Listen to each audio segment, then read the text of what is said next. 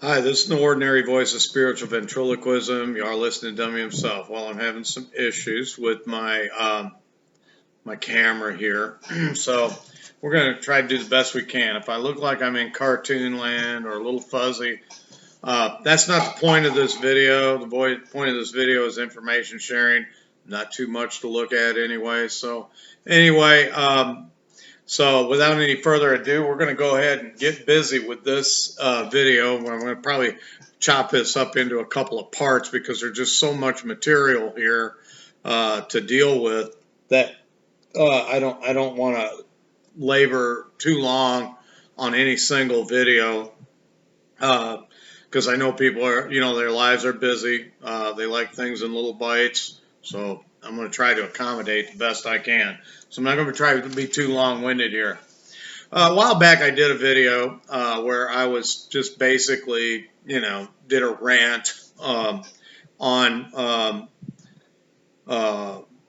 in response to a comment section on one of Pastor's videos about women having, or men having long hair. And I will be discussing that aspect in here too. Right now, I'm going to be concerned with the women first and foremost, but I do intend to treat this subject as much of an exhaustive way as I possibly can. So, anyway, I made a comment that Paul's dead. Does not even nature. That was the word he used. Does not even nature itself teach you that if a man have long hair, it's a shame to him. Also, is it comely for a woman to pray with her head uncovered? We all are very well aware with Pastor Dowell's previous teachings on head coverings, which were pretty great teachings, very thorough teachings from a what do you say from a medium to advanced level of why a woman should wear a head covering, about her hair, and about the garment that she would wear on her head as well. That's specifically where that's the crux of this teaching, or this information sharing, or whatever you want to call it, is going to be to expand on that teaching. If anybody's not familiar with this teaching, I highly suggest that you go back and you do look at it, and go from there for sure. But anyway, without any further ado, we're going to talk about that. So I began to discuss some things, and it's always been a problematic text, not only for the layperson but also for the scholars. There is a cultural, drop off in the text. There is a suggested scientific things that are going on in the text, and I'll get also into that during the video about how, or one of the subsequent videos, about how science back then, which really amounted to very little more than human philosophy or cultural philosophy or philosophy based upon religious practice, and then they would then try to postulate all of the whys we do this, and they would try to make some type of scientific model out of it. Not saying that there isn't some of that involved. I'm just not going to go into that. And the science that was brought out that is connected to 1 Corinthians 11 is pretty, what do you say? You can tell that they had no scientific method back then. So anyway, so we're just going to go ahead. We're going to read in 1 Corinthians. We're going to begin to get the background information here. He says here he's going to start. We'll just go ahead and verse 1. I commend you because you remember me in everything and maintain the traditions just as I handed them on to you. But I want you to understand, and I am reading out of the New Revised Standard Version with the Apocrypha, though I probably won't go into any of the intertestamental writings. But I want you to understand verse 3 but I want you to understand that Christ is the head of every man. Okay, so we're dealing with a descending authority, a tier system of authority, just as it exists in heaven, so in earth. Okay, there was a tier system of authority in the what you call the divine assembly or the divine council, where Elohim is at the top. The B'nai Ha-Elohim, the son, he is on the top tier. The B'nai Ha-Elohim, or sons of God, stars of heaven, are on the second tier of authority. They're just below Elohim, or Yahweh. And then you have the angels on the third tier. These are basically just message carriers and stuff. People doing, or I should say, spirits that are doing the bidding of other spirits and Yah. Okay? And they're basically servant spirits. And then, of course, at the creation, a fourth tier of people that were brought into the court of Elohim were his man and woman who he created in his image. Okay? And that's what the Garden of Eden was. It was a king's court. It was a court where heaven and earth came together. The Garden of Eden had a mountain. You'll read that Yah came down in the cool of the day. Throughout all of Israelite writings, the law, the prophets, as well as other ancient Near Eastern cultures, is replete that God or a deity, if you will, some other power or principality that was given dominion over a certain amount of land and people to rule. They screwed that all up. But anyway, they that's what do you say? There have always been mountains involved where the chief, what do you say, potentiate, or Elohim himself, El himself, would be situated. Okay? So anyway, that's the construct. That was what was always in the mind of the ancient people. Okay? This also carried over into Greek mythology. Okay? That idea, because as one culture was absorbed and subjugated by another culture and people or nation, then that nation then absorbed a lot of its customs and practices into the thing. And that's a very important piece of information. So in Greek mythology, you end up with Mount Olympus, and you have this pantheon of gods that dwell up there, and the rest you all know probably better than I do. Okay? So anyway, he's saying this, but I want you to understand that Christ is the head of every man, and the husband is the head of his wife, and God, or Elohim, Yah, is the head of Christ. Okay?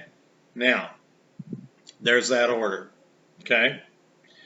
It's replete throughout all of Scripture. So, any man who prays or prophesies with something on his head disgraces his head.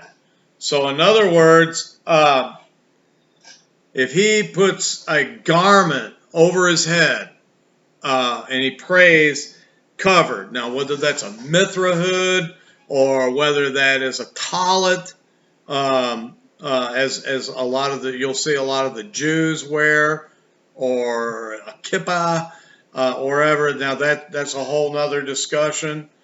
But that word cover, or in the Greek, is parabolian, okay? And that means like a garment, and more of a hanging garment, okay? That's the description.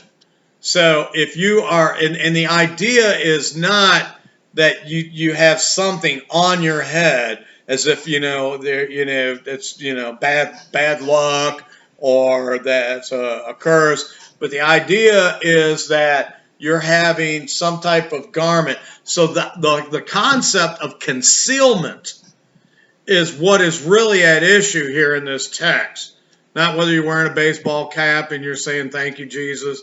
Father, I sure would love to see it. I got to take my hat off real quick before I have a conversation with Yah. Praying, supplicating, prostrating oneself. These are all different modes and dimensions of communication with Elohim. I mean, if he's speaking to you, you'll listen. You're not going to bother with the externals. You following me? That's the point I'm trying to make here. The Romans had a custom that you should never wear something on your head when you went inside of a building, presuming it be a temple or a place of honor and dignity. They would always be required to take your head off. Okay, I don't really see that in any of Israelite culture. In fact, the high priest was never to take his turban off of his head. But that, in that sense, the reason there could be because he represents the helpmeet of Yahweh. So the high priest in that aspect played a role, a more of a feminine role in obedience to his head, okay? And I got to say this because there are times that roles can be disexual, okay? And what I mean by disexual, meaning there's male and female roles. Pastor Dow has gone into this many, many times, okay? He speaks of women and their relationship to their husbands, and then the women and their relationship to their husbands, and he's speaking to the men, you see? So anyway, so what you have there is you have a garment hanging on your head. So this is the idea that's being conveyed here. And this is the traditional idea, okay? So anyway, it says here that he disgraces his head. If he covers his head and prays with a garment, he's disgracing his head. But any woman who prays or prophesies with her head unveiled disgraces her head. And we're talking, again, we're talking about that tiered construct of authority, of divine authority and delegation of authority. Okay? From starting at Elohim himself, Yah, the creator of all, through Christ, to the man, to the head, and then to the woman, and then ultimately to the offspring. Okay? So, she disgraces her head. It is one and the same thing. Okay? Why is he's talking about a garment that's hanging down on the woman. Okay? And that's why I'm saying it's talking about two different things in this chapter, and they kind of run in and out of each other. And unless you establish that idea from the outset, you're not going to have anything but confusion, and you're going to arrive to false conclusions about what the hell Paul is talking about here. Okay? Now, he knows exactly what he's talking about, and you're going to find that out here in this discussion. But any woman who prays or prophesied with her head unveiled, veiled means a covering, a concealment, something that's hanging down, okay? or concealing and covering something on the head. And that something is the focus of the topic. As far as it pertains to the woman, is the focus on the topic of these videos. This one and whichever ones come afterwards. Okay? She disgraces her head. It is one and the same thing as having her head shaved. Now, this is very important because women never shaved their heads. Okay? As far as I know, in all of ancient Near Eastern culture, there's only a few little prophecies where it's showing how disgraced a woman or a nation is, such as when Yah suggested to Jerusalem or to the inhabitants of Jerusalem to cut their hair or shave their head, okay, cut their hair, do a little, National Organization for Women pixie cut, okay, and make yourself look more like a man, take on the mannerisms of a man, live as if you were a man, and act as you're a man,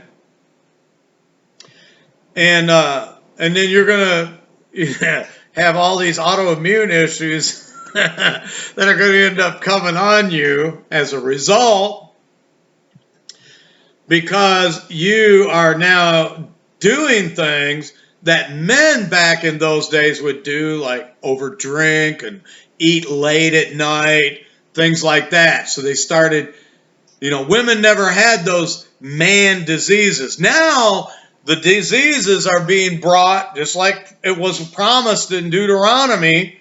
The diseases that were not even thought of are going to be brought.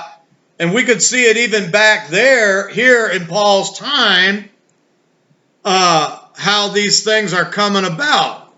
Women did not suffer from gout. That type of disease never entered into a woman back then, because women didn't over excessively drink.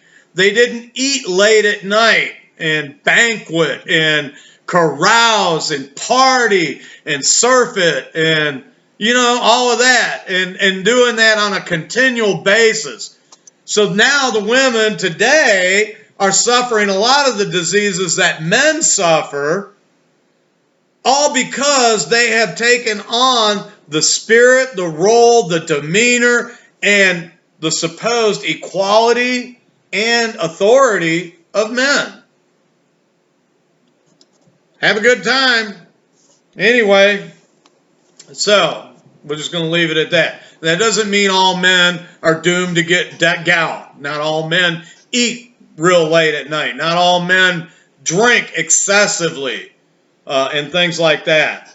Lack sleep and are out chasing skirts in their 40s and their 50s. Not all men do that. Okay? So, and this is important, for if a woman will not veil herself, then she should cut off her hair. Paul's saying, if you're not going to veil yourself, if you're not going to acknowledge the protocol and the custom, okay, then you should just cut your hair off. Because in the verse before, a woman who does that, she disgraces her head, and it is one and the same thing as having her head shaved. Now, I've got to go here, now that I've been talking about women assuming the role of men, I got to do a little backtracking here. And I need to go into the book of Romans, because this plays in. We're going to talk about this later. I'm just giving you a backdrop, because when I download information here later, you're going to go, yeah, wow, we're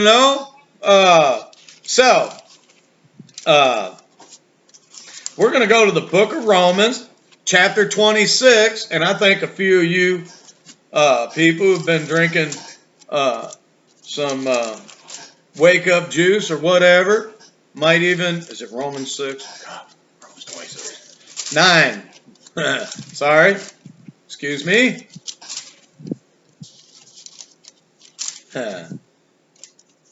Anyway, the one I'm going with, sorry, again, got my mind going in two different directions. We are going to go to Romans chapter 1, verse 26. See, pulled myself out of it. Anyway, now, therefore, we're going to go back and backdrop this a little bit, okay? Therefore, God gave them up in the lust of their hearts to impurity, to the degrading of their bodies among themselves, because they exchanged the truth about God for a lie and worshipped and served the creature rather than the Creator, who is blessed forever. In other words, when you push him out of the equation, you start having a lot of ideas about yourself being in that position. You start thinking of yourself that life is about you. And, you know, the people that are around you are the planets that circle you. Okay? For this reason, God gave them up to degrading passions. Anybody who's proud, haughty, and resists Yah will be given up to degrading passions. Okay? What is the first thing? Their women exchanged, and in this verse says, natural intercourse for unnatural. The natural use for the unnatural. And I'm going to here tell you that both are connected. But first and foremost, when a woman or a man leaves the counsel of Elohim and goes out and does their own thing, and they don't have him in their thoughts, okay, they're going to be given up to degrading passions. But the underlying foundation of that leaving, the underlying foundation of obtaining those degrading passions, changing women, changing natural intercourse for unnatural, okay? Scissors or whatever they call it. Cat got your tongue. And in the, okay, for unnatural. So, what is it? It's the despising of authority. It is the despising of that ordered structure in heaven and in earth. Okay? When they do that, they're going to be given up to degrading passions. They're going to exchange natural intercourse for unnatural. And then, in the same way, also the men giving up natural intercourse with women were consumed with passion for one another. We're talking about catamites. Okay? And I'm just going to use that phrase. Okay? Not, you know, this is not an apologetic. This is for Israel. This is for the subscribers to my channel. It's made public. If you don't like it, you don't like what I have to say, you can unpush the subscribe button or not push the subscribe button, you know, but I've never one time went out to somebody else's channel who's espousing something different, some different lifestyle or way of doing things and stuff like that. I have never gone out there on there as far as, you know, alternative lifestyles. I've never gone out there and trolled their videos. I've never gone out there to listen to something so I could be offended. So, you know, to me, you know, they're doing their thing, and I'm doing my thing, and in the end, we'll see who's going to end up doing his thing, right?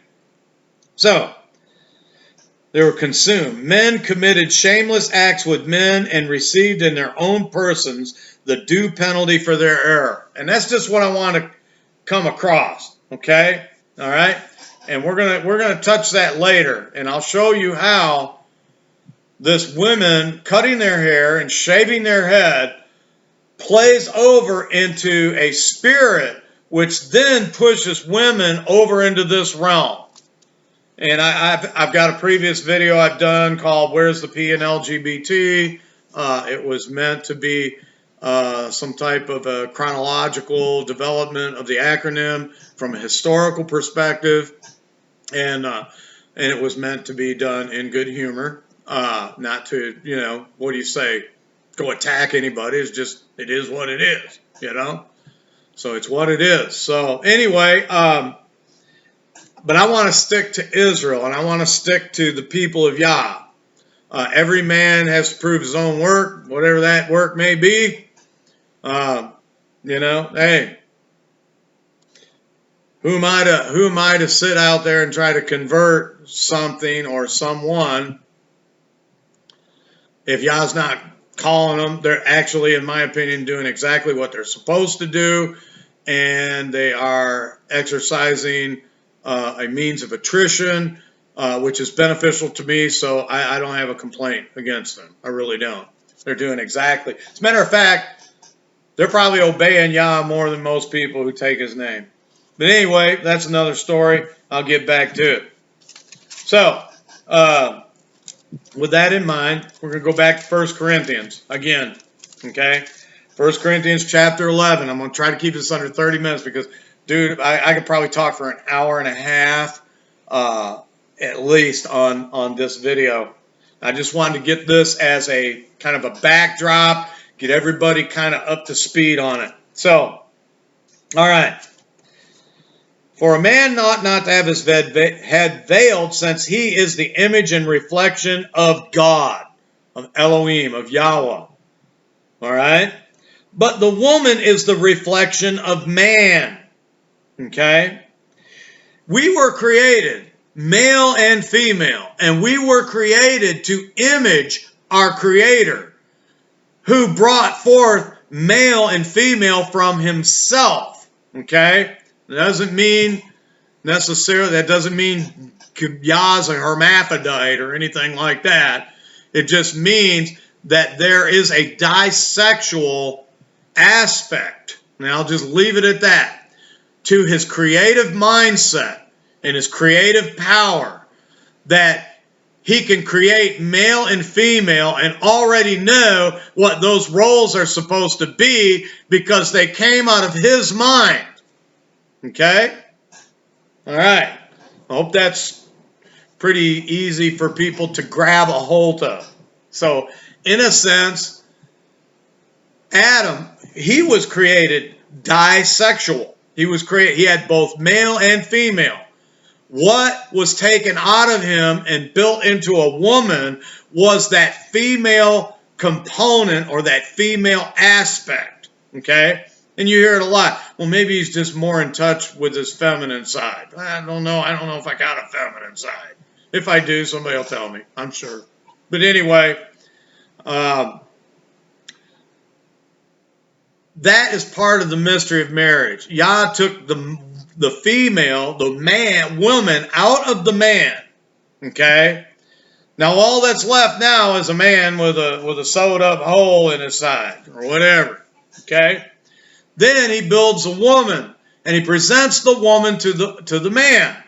The man is now savior of that body. The man is now the Lord of that woman, as he is in subjection to his Creator, the Father. Okay? So that's how that all started. That is what Paul was talking about in other place where he talked about the mystery of marriage. Christ in you, the hope of glorification, or the hope of being esteemed. Okay? The mystery of marriage.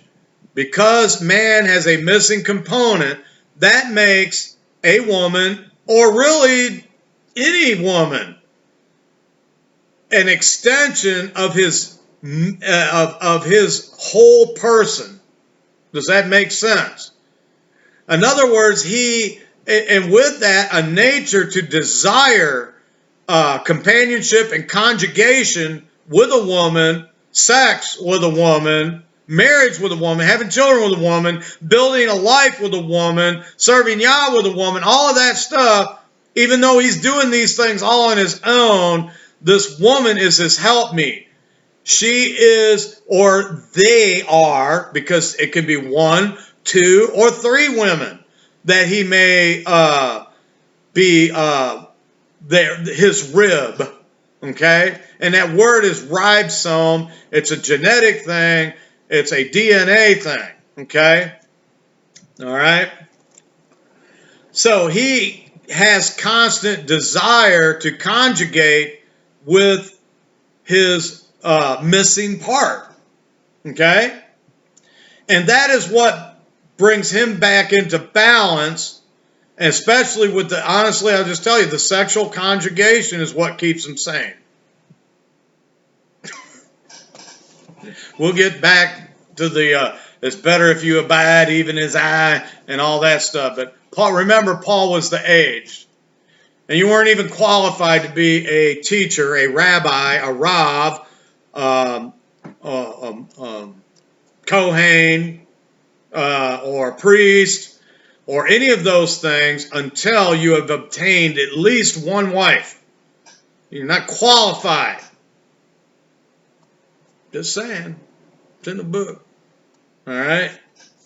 So, for if a man ought not to have his head veiled, since he is in the image and reflection of God, and like again, I'm reading out of the NRSV, all you superstitious people, you'll just have to bear with me, okay? All right? But the woman is the reflection of man. Indeed, man was not made from woman, but woman from man. Neither was man created for the sake of woman, but woman for the sake of man. Again, you've got that descending order and construct of authority, which is the whole issue here in 1 Corinthians chapter 11. Okay?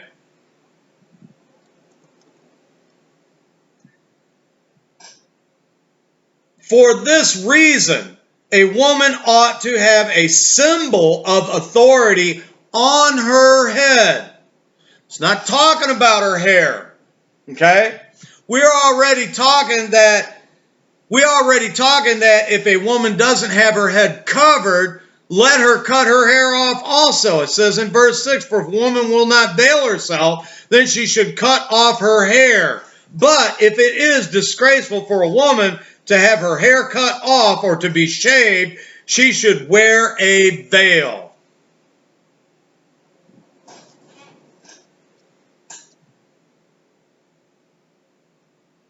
If she's cutting her hair, she's acting like a man. And she's despising authority.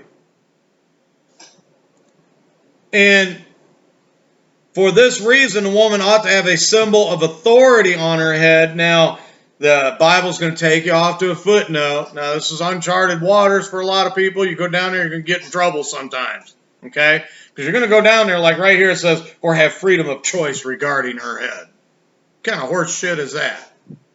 That's Cambridge, Oxford, what do you say? Bloating. Okay? People who think they know better. Okay? And I'm not poo-pooing scholars. I read scholars all the time. But I know how to chew up the meat and spit out the bones. You know?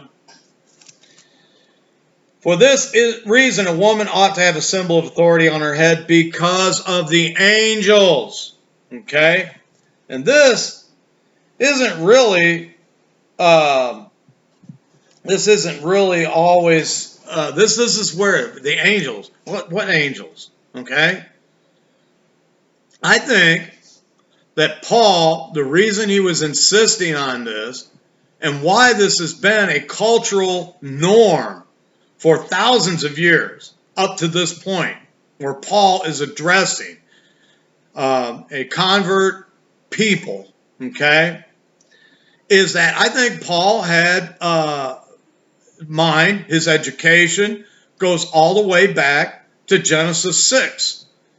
And when the sons of God saw the daughters of men, that they were fair, they took all of them wives, which they chose. Okay?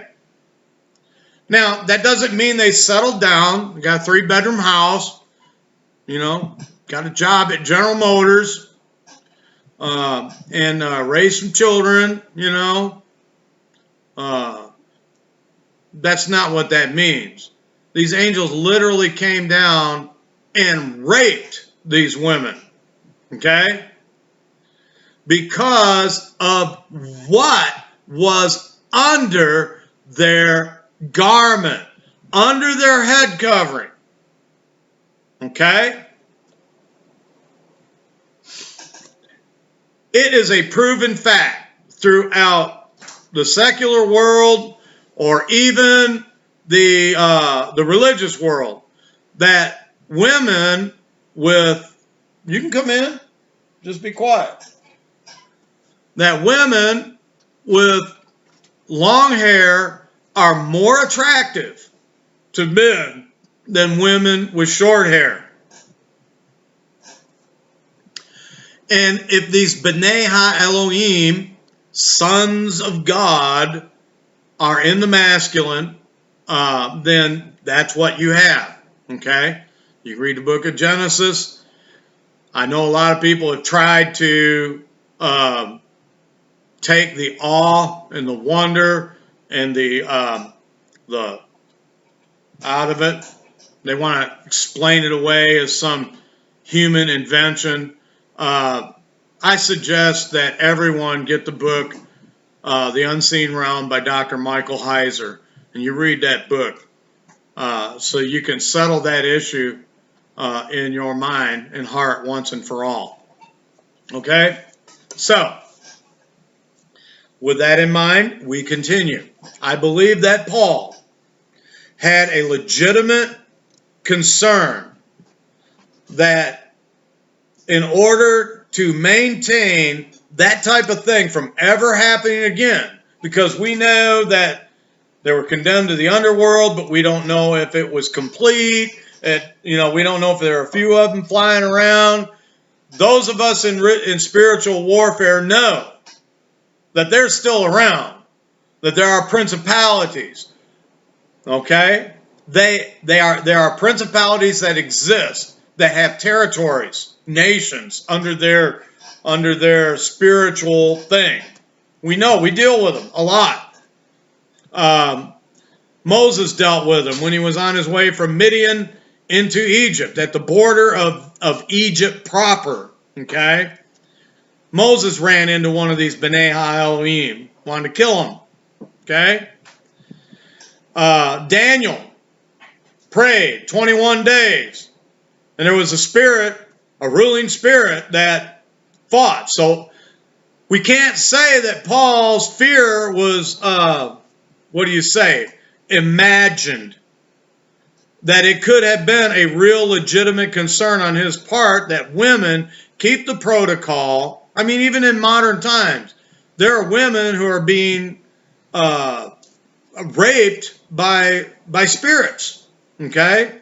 Demonic manifestations that literally, and believe it or not, in this crazy world we live in, there's men too, okay? So, anyway, I believe Paul had a legitimate concern here, okay?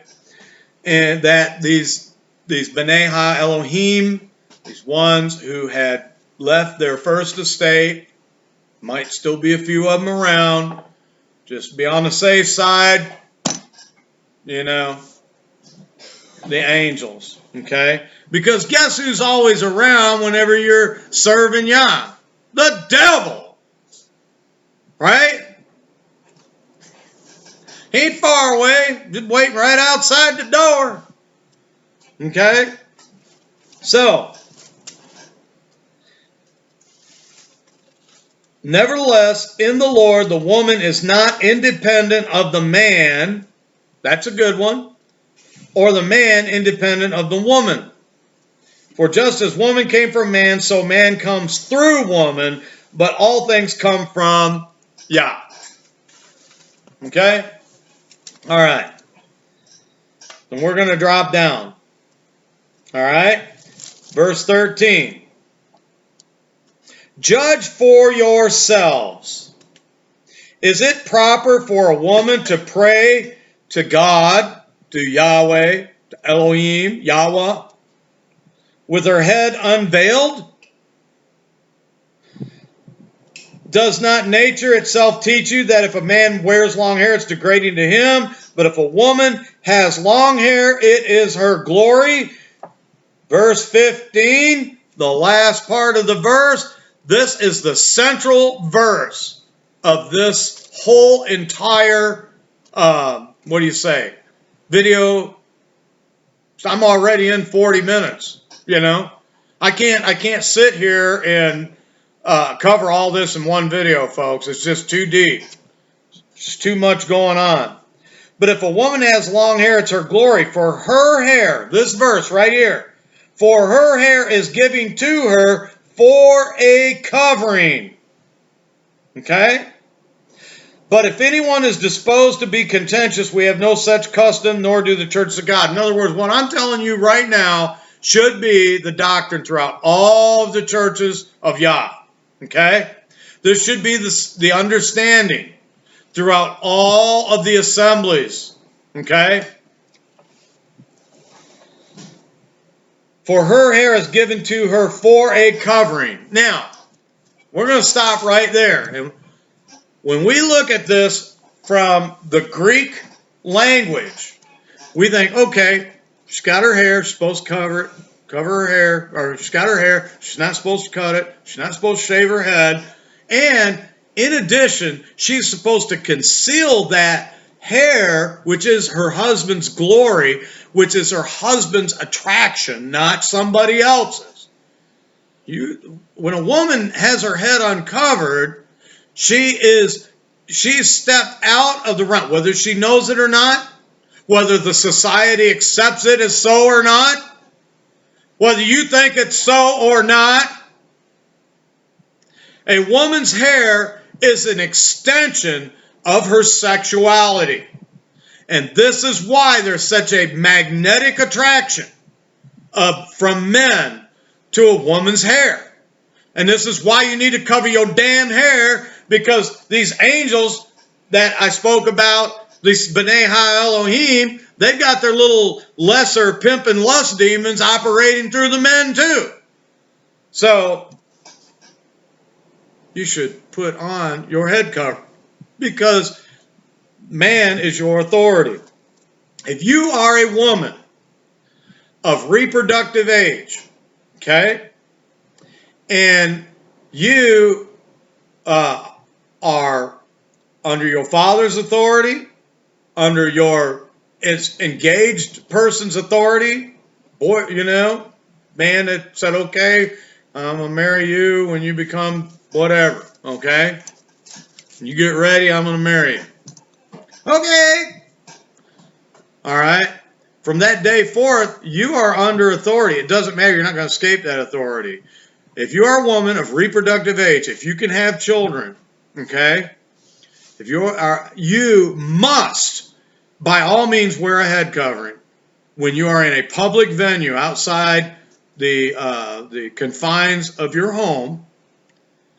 You should wear a head covering in public. And if you are praying, you should wear a head covering, even in your home. And I'm going to get to that too. Whether you're married, whether you're not married, if you are of reproductive age, you must wear a head covering. And Paul's appeal to nature here is right on. Custom and nature are interwoven together. Okay? And we're also going to go into the scientific area, which is it's a travesty. But even if Paul believed the science of the day, because, you can have thoughts and beliefs and things of your own that you didn't really get from Yah. It has no pertinence or pertaining to him.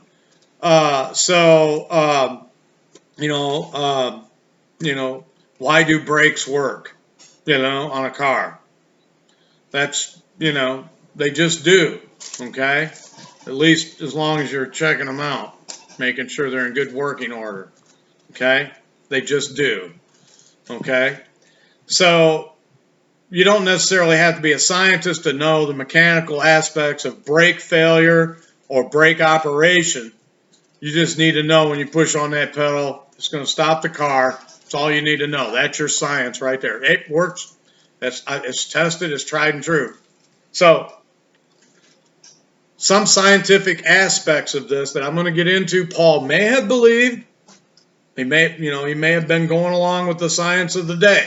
Okay, all right, and didn't have too many people accusing him of not believing and all this other stuff. Of course, I don't think he really gave a crap. Okay, so I'm going to go ahead and just leave it at that. Okay, so if anyone is disposed to be contentious, we have no such custom, nor do the churches of Elohim.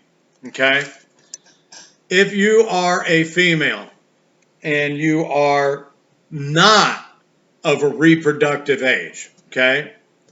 In other words, the outward signs of reproductive potential are not appearing, then there is no biblical mandate for you to wear a head covering, because the term is talking about woman. It's not talking about unbetrothed maid, damsel, though I will say this. There's culturally and custom in Israel and other ancient Near Eastern cultures that was regardless of age, okay? Whether they were of reproductive age or not of reproductive age, they wore an external head covering over their hair, okay? Might as well get used to it when you're little, and it'll be like your own skin, okay? So, but I'm just saying, from Torah, the command is to a woman. I mean, you will do this, okay? Period. Okay, there's no get out of jail free card. There's no waivers. Well, I work at Burger King and they don't like me wearing my turban or my hijab or burqa or whatever. There's no exception for you. Okay. So whether or not you're of reproductive age or not of reproductive age, you should wear a head covering, an external garment, something that hangs over and conceals. Now, for the females of a reproductive age, their hair can be free and flowing, but once a woman comes under her husband's authority, vis-a-vis through the courtship process, the redemption process, or whatever, then you are under a command to have your hair specifically covered. Now, if you got 3 or 4 stray hairs poking out the bottom, you're not a slut, okay? You're not a despiser of authority. That's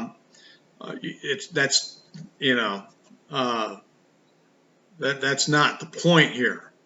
The point here is a concealment of what has always been considered an extension of a woman's sexuality or her basically of her reproductive system. Not that the hair functions as a reproductive system, and that's where I'm going to get in to the goofy science of the day, okay, in the upcoming video. Well, it's been almost 50 minutes here, and all we've done here so far is establish a backdrop on 1 Corinthians 11, okay? The amount of head coverings, what the head coverings consisted of. That word covering, her hair was given to her for a covering. It uses the word parabolian, but I'm going to show you that that's not the right word. The interpretation, parabolian meaning an overhanging garment. Her hair was not meant to be an overhanging garment. Yes, for her head, okay, but her hair was not giving her for a covering. It was given her instead of something. And I'm going to get to that in the next test, in the next, I'm going to get to that in the next video, okay? And I'll give you a couple of days or whatever so to digest this. Maybe I can get my goofy screen fixed, and we'll go on from there. Male authority, patriarchal authority, and that is what is the entire issue here, okay? And 1 Corinthians 11:15, for her hair is given to her for a covering, okay? And if a woman does not veil herself, it doesn't mean let her hair down. It means to put a garment, parabolion is the Greek word, okay? She's to put a garment over her head, okay? Paul's appealing to nature. He is appealing to custom, there's no doubt. Don't necessarily agree that he's appealing to science, or that he's validating science, or that he's trying to, skirt the issue. He's trying to teach the Corinthian church